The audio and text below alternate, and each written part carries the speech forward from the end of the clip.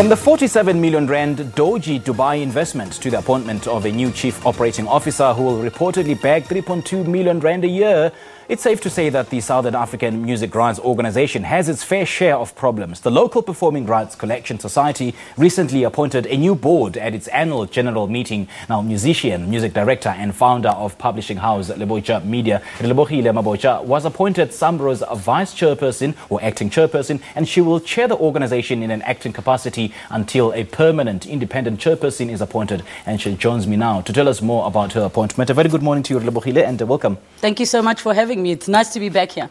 Indeed. Now, you've been serving the board since 2016, and now you've been elevated to acting chairperson. What does that mean to you? Well, obviously, you know, it's such a huge step. It's such a critical position and critical appointment in the music industry. My predecessors were significantly older and majority of the time men. And I think it's something to be celebrated. Yes, it's extremely scary because you're walking in at a time where there's a lot of fixing to be done. Yeah. But I'm up for the challenge. I think that I know people. I don't know everything about the music industry, but the critical thing is that I'm sitting with a group of people that have a wealth of experience that I look forward to learning from. Yeah, and speaking of things to be fixed or fixing to be done, what are some of the urgent matters that you have to attend to, matters that are in your in-tray? Well, the first most urgent matter, of course, members are concerned about money in Dubai.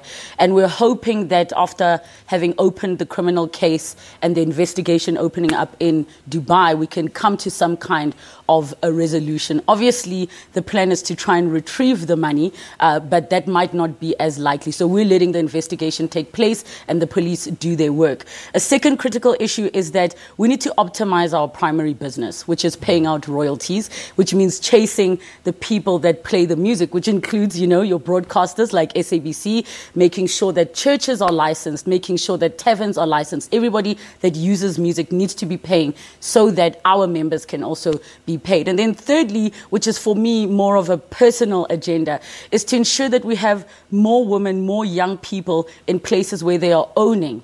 And you can't really own if you don't know what that means or what that entails. So it's critical for me to just get onto a path of educating young people in terms of general industry, what the different rights mean.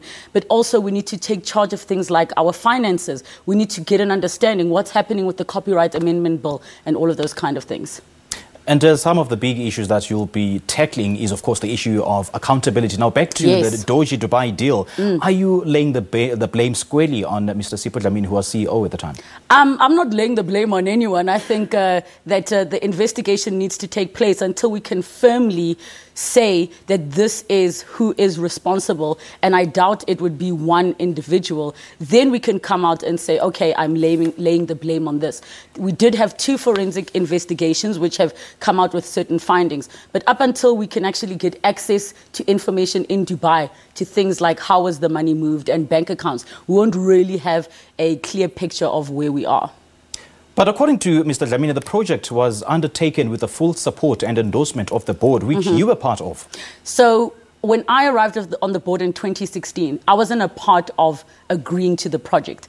I arrived in 2016 when the project was already underway. So I can't speak to conversations that I wasn't privy to. As you know, board meetings are confidential. I can only speak to the information that I had in front of me, which is I arrived, the project was underway. It looked really, really promising. It looked like a great idea that let's go into this new region. Let's see how we can make more money for our members. And then certain things just didn't happen. And at some point you had to say, guys, this is not working. Let's end it and let's go and find out exactly what happened. And that's where we are in the process. From the information that you've gathered since you've taken up office, what's the current financial status of this organization? And are you able to pay maybe your short-term debts? So, you know, we've got a couple of issues. And when you say taking up office, it's literally been a couple of days. So I'm still getting into the swing of certain details that I wasn't necessarily privy to. Those kind of details, you know, would come from a CEO's perspective because she's more operational, where I'm sitting as an oversight perspective. But what I can tell you immediately is that, you know, some of our biggest licensees,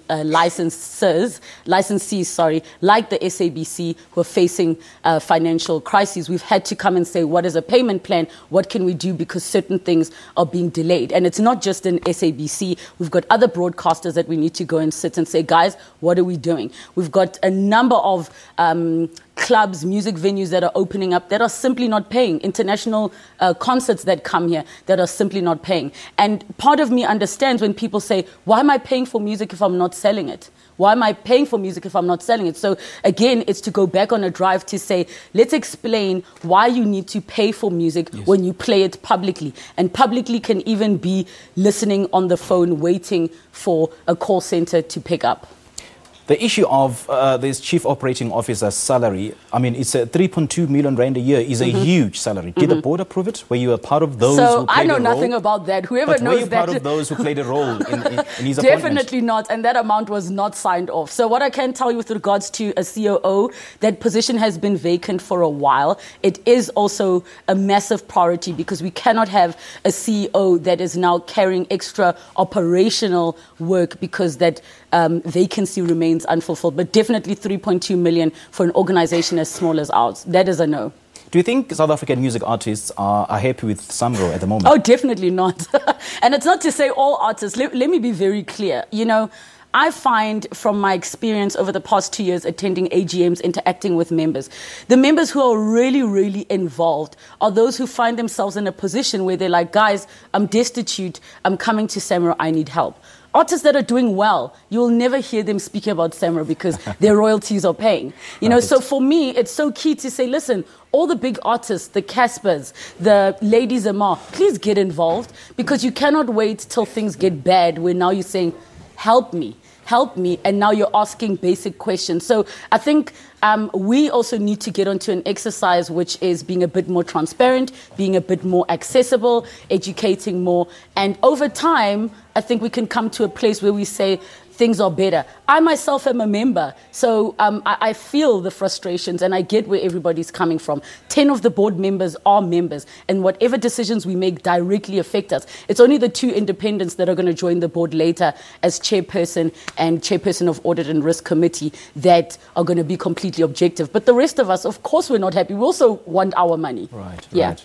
No doubt, the issue of royalties will one that will be tackling head on. So good luck on that and all the best. Thank you. Thank you so much. Well, musician, music director and founder of publishing house Lebotja Media, Ms. Relebogile Mabotja, has been appointed as the youngest vice-chairperson of the Southern African Music Rights Organization, SAMRO, and will chair the organization in an acting capacity until a permanent independent chairperson is appointed. And she joined us in studio. This is the Morning Live. It is 5 minutes before 8 o'clock. Let's take a coffee break. We'll be right back.